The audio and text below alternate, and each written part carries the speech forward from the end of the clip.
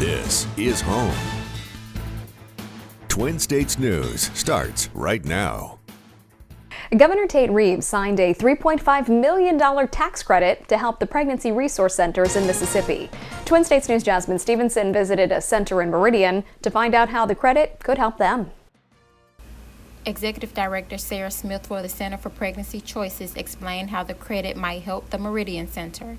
I know for the CPC of Meridian, these tax gifts are going to be a major impact on our mission moving forward because we're trying to become what's called a medical PRC. So we will have an ultrasound machine in office to be able to provide signs of life for people who are wondering how far along they are and to see and hear their baby for the very first time. And that causes a very huge increase in our budget. Governor Tate Reeves signed the tax credit on Thursday of last week. Today we spoke to the governor about why he felt it was important to provide aid for resource centers. We also wanted to invest to make sure that we invest in those pregnant moms that maybe need some help, need opportunities to be pointed in the right direction. And these pregnancy resource centers, some 37 of them all situated throughout Mississippi, are an opportunity for us to do that. And so I signed that bill last week to do exactly that, to say to the expectant moms, hey, we're going to work to try to make life better for you and make life better for your child. CPC Meridian provides its service to women for free. The governor's tax credit will help the center continue offering women services such as counseling. So whether it's going to be in the future with the medical services, with ultrasonography, or if it's going to be the doula services that we've recently been talking about, or supplies, baby showers, emotional support, future counseling, and other expanded programs. We want to continue to be able to give those programs to serve people free of charge so people have the health care that they need. Smith also tells me that there will be more specific details provided about the credit later in June. Jasmine Stevenson, Twin States News, Meridian. A woman's body was found late Friday night at a group home in the 2200 block of 44th Avenue. Police believe the body had been in the home for at least a week. The body has now been sent off for an autopsy to determine the cause of death. We'll keep you updated as details become available. A student missing since last week from Jackson State University in Jackson, Mississippi, has been spotted on surveillance video in Richmond, Virginia.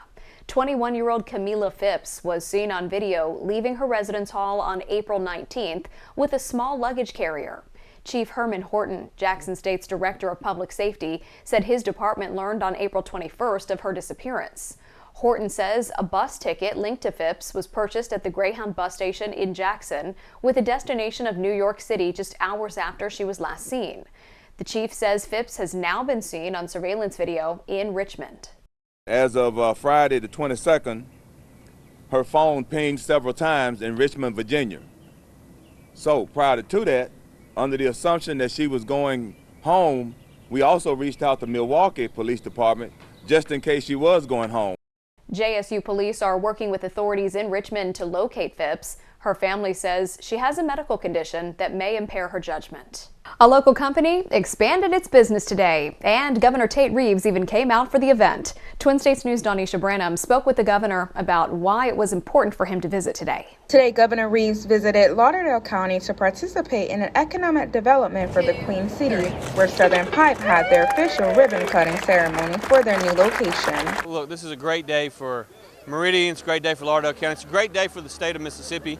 As a family that is known by so many here, the Davidson family renews their commitment to Meridian with a major corporate investment. It's going to keep hundreds and hundreds of jobs here, going to increase the number of jobs in this distribution facility. Southern Pipe is a family-grown business that has been in the Queen City of Meridian for over 84 years and continues to grow and expand in the Queen City. And that's one of the great things about economic development in Mississippi is when we have homegrown companies that are growing all across the country, for them to continue to grow in their home community like here in Meridian is a great day for Southern Pipe, but it's a great day for the entire state.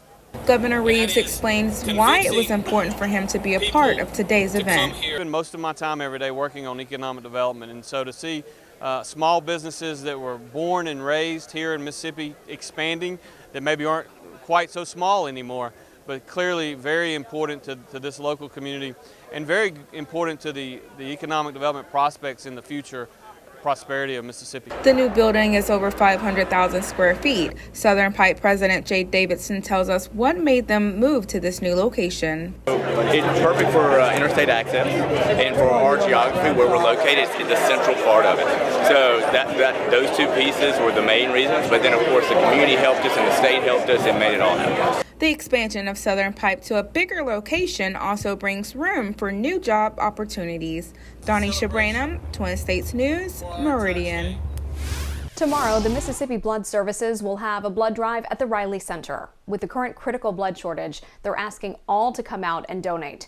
They'll have drawings as well as door prizes for donors. The event will be from 11 a.m. until 6 p.m. High-ranking American officials say Ukrainian President Volodymyr Zelensky is committed to winning his country's fight against Russia, and the United States will help achieve that goal. Griff Jenkins has more from Kyiv, Ukraine. Russia has already failed, and Ukraine has already succeeded. It's a high-profile visit that was shrouded in secrecy. The Secretaries of State and Defense meeting with Ukrainian officials as the Russian invasion entered its 61st day. President Volodymyr Zelensky says it's an important sign of solidarity with a key Western ally. We consider the United States to be a leader among those countries that are future guarantors of Ukraine's security. Secretary of State Antony Blinken announcing American diplomats will return to Ukraine, eventually hoping to reopen the embassy here in Kyiv in the coming weeks. And Defense Secretary Lloyd Austin unveiled another military aid package worth $713 million.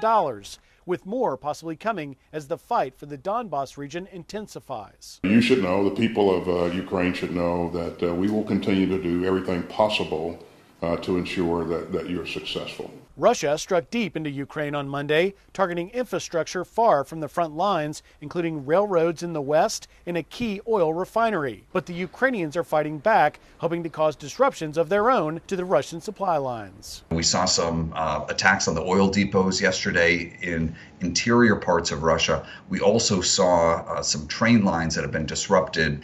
So I think the Ukrainians are showing that they're willing to impact Russian logistical lines. The UN Secretary General is scheduled to visit Russia and Ukraine this week and meet with the presidents of both countries. In Kyiv, Ukraine, Griff Jenkins, Fox News. One New York City firefighter is dead and at least 5 others injured after battling a house fire in Brooklyn. The fire department responded to the scene in the Canarsie neighborhood in the southeast part of Brooklyn. 31-year-old firefighter Timothy Klein was killed while trying to put out the fire with his team. The roof collapsed, killing Klein and injuring 3 other firefighters.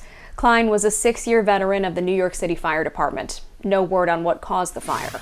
As bird flu cases keep spreading, many farmers are thinking of keeping their hens indoors. The U.S. Department of Agriculture is encouraging moving chickens indoors to protect them against the ongoing illness. Chickens are classified as pasture-raised because of the time and space they need outside. However, some industry executives say moving the hens indoors won't lower the risks, adding keeping them outdoors would strengthen their system against it.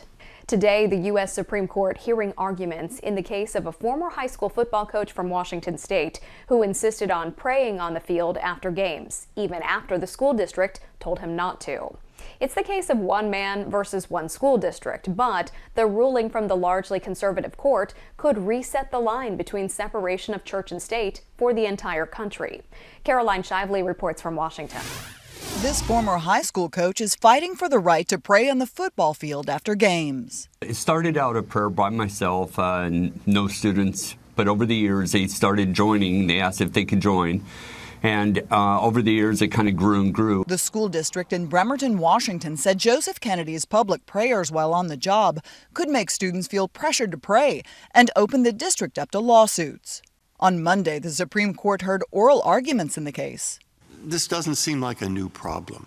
It just seems like a line-drawing problem. I see what's bothering you, but I don't think you're right to perceive the case through that lens. The justice's ruling could change the fundamentals of how the courts view the separation of church and state and how government employees can practice their faith at work. The First Amendment means that no one should be fired from their job simply for engaging in a private act of prayer by themselves, at least at the 50-yard line after a football game.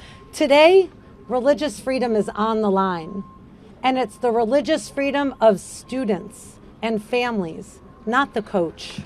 The case is so far-reaching, it's drawn about 6 amicus briefs and attention from Congress. We don't want the football field being turned into a religious battlefield. Another brief filed by Minnesota Vikings quarterback Kirk Cousins and others argues if Joe Kennedy had taken a knee to protest racial injustice, there would have been no question that it was protected private speech.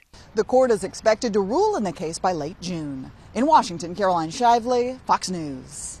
Still ahead tonight, a modified form of traditional baseball is giving people who normally wouldn't have an opportunity on the diamond a chance to play. The whole idea of the program is to basically give them the tools and the skills that they need for future independence as young adults. How adaptive blind baseball is removing all barriers that may have previously kept visually impaired athletes off the field.